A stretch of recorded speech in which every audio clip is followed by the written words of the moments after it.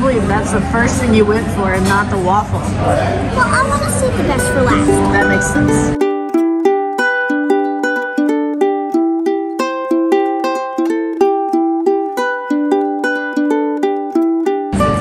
Wow.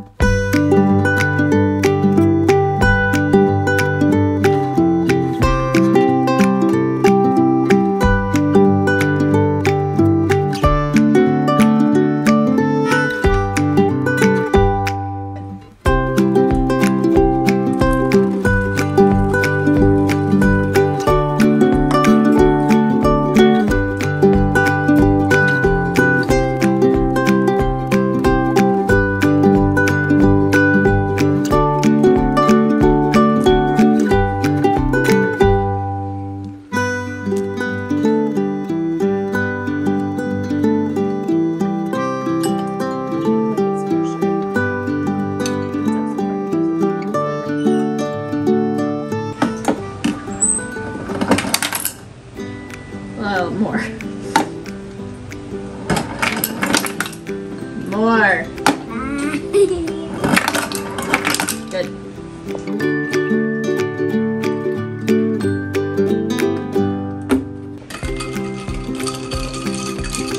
All right. Ready.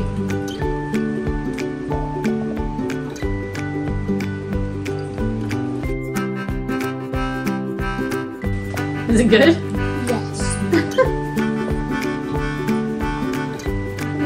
Wasn't sure you were gonna like it, so did a tiny cup. It's good. With a big old straw. So this one is what kind? Vanilla. Vanilla. So we made a vanilla simple syrup and the boba. You put the boba into the vanilla simple syrup and put it in the cup. And milk and boba. Easy, easy. When she says boba, she means temple.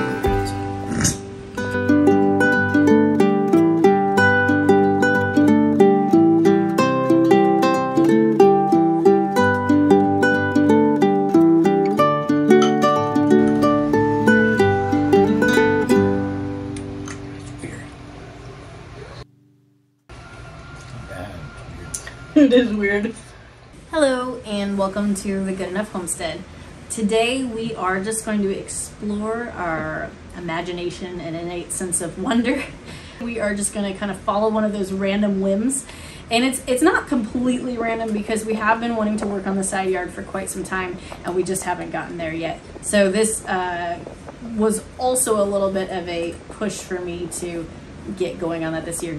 Sometimes we drive by it and I just kind of do this number pretending I can't see it because it looks so bad.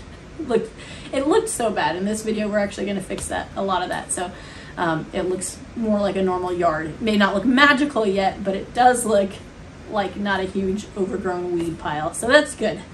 And then finally, I wanted to say a lot of what we're going to talk about today is based on a book that we read, How to Be a Wildflower by Katie Daisy, and then she has a second one, How to Be a Moonflower.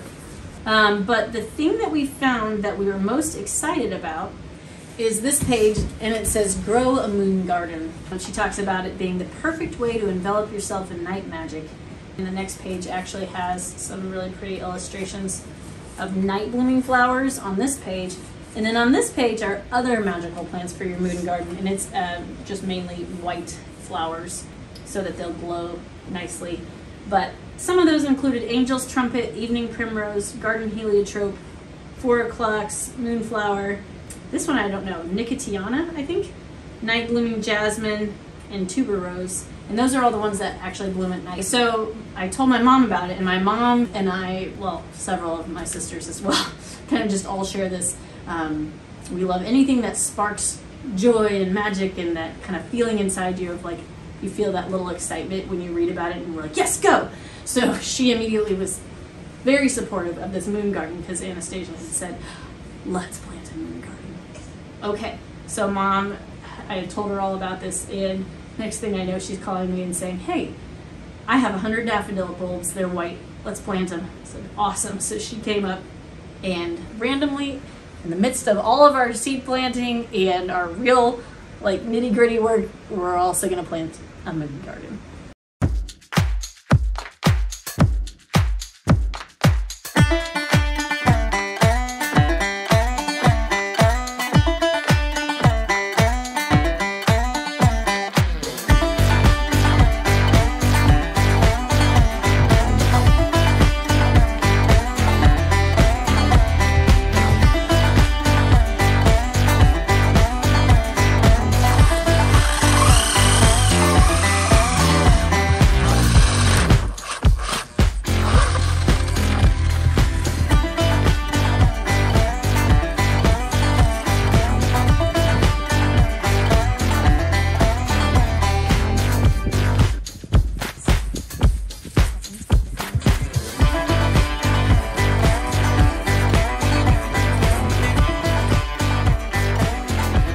Nothing better than last minute decisions.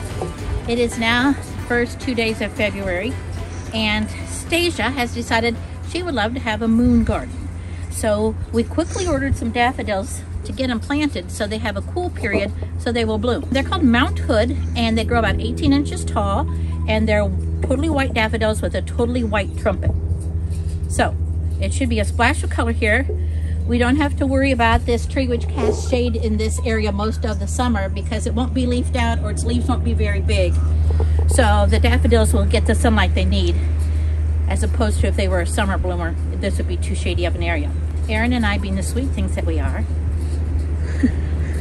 planting daffodils on the second day of February for Anastasia's moon garden.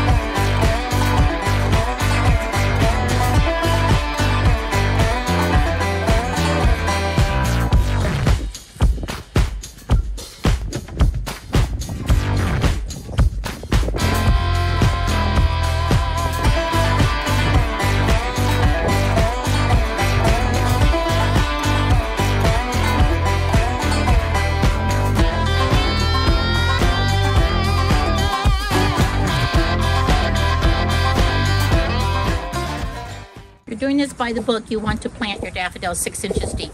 Whether we get that deep or not, they'll still bloom. I have proved it in my own backyard. This is called an auger. You can buy them in different sizes, small ones to plant crocuses. This is a larger one to plant the larger daffodil bulbs. So we are going to use the auger because it goes a lot faster.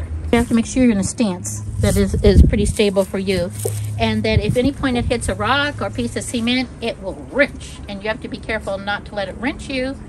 You have to kind of let it fly a little bit, because otherwise you'll break your wrist. But no, it happens several times. So pointy end up, fat rooty end down. The wonder of it all.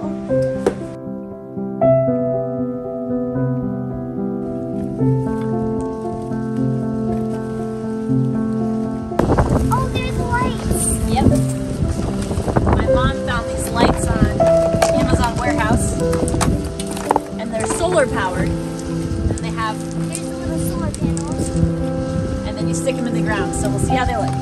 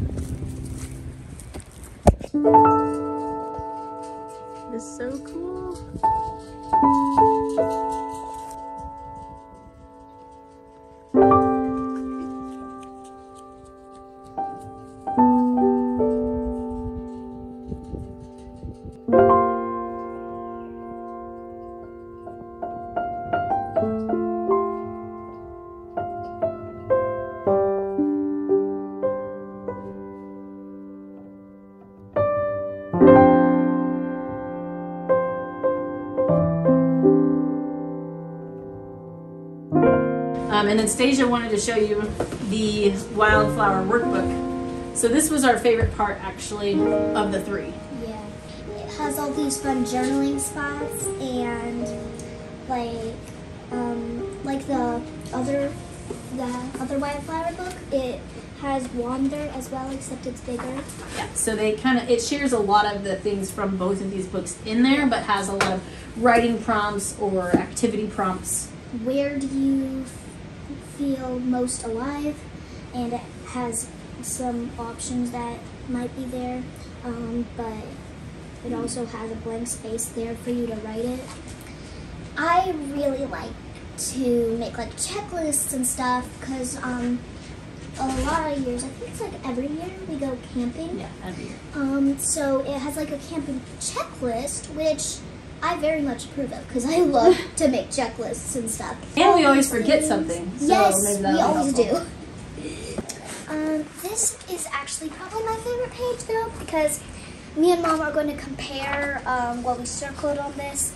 I think we're just supposed, oh yeah, it says circle or highlight words that pull at your heart. So like river, mountain, blackbird, strength. But here's a really pretty page.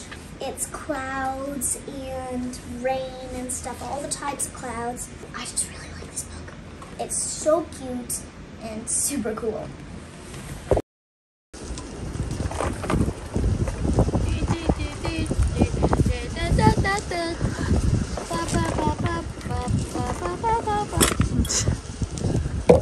You're a weirdo. So luckily for me, Brad is simultaneously grounding and then also helps me when he knows it's like, I don't know, something I really want to do. So I don't know, he's good. He's a grounding force, but he's also what's the word I'm looking for? A helper. He helps me. I don't know. He assists me in the magical visions, whatever you want to say.